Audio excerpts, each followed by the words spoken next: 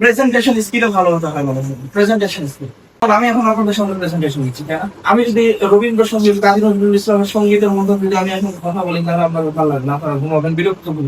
না, আমার কথা অনেক ফাস্ট, আমি অনেক ফাস্ট তা বলি। তো কনভিন্সিং স্কিল, যখন আপনি প্রেজেন্টেশন দিবেন, প্রেজেন্টেশন দেওয়ার পরে একটা পার্ট আসে, তখন মানুষ দুইটা ভাগের যে একটা কিন্তু করতে পারে, হয় সে কনভিন্স হয়ে যাবে, আর না হলে সে মানে কনভিন্স হতে চাইবে না। তখন আপনাকে কনভিন্স করার জন্য কাজ করতে হতে পারে। এইটা হচ্ছে কনভিন্সিং স্কিল, 4 নম্বর পয়েন্ট। 5 নম্বর হচ্ছে, যদি কোনো ব্যক্তি কনভিন্স হয়ে যায়, তারপরে কিন্তু 30 সেকেন্ড, 20 সেকেন্ড, 1 মিনিটের একটা সেশন থেকে, যেখানে দামাদামি নিয়ে কথা হয়। আমাদের এতটুকু প্রাইস, এতটুকুতে আমরা দিতে পারবো, এতটুকু আপনার জন্য ছাড় করতে পারবো, ইত্যাদি।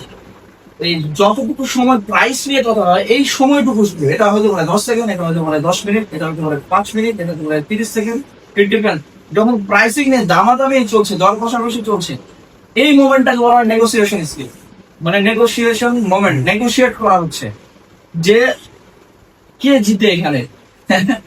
নেগোসিয়েশন, এইটা হচ্ছে আলাদা একটা স্কিল। এইগুলো আলাদা আলাদা প্রোগ্রামই আছে, এগুলোর উপরে আলাদা আলাদা কোর্সই আছে, আলাদা আলাদা ভাবে দক্ষ হওয়া। কিন্তু আমাদের আজকের বিষয় হচ্ছে আলাদা আলাদা ভাবে দক্ষ হওয়া না।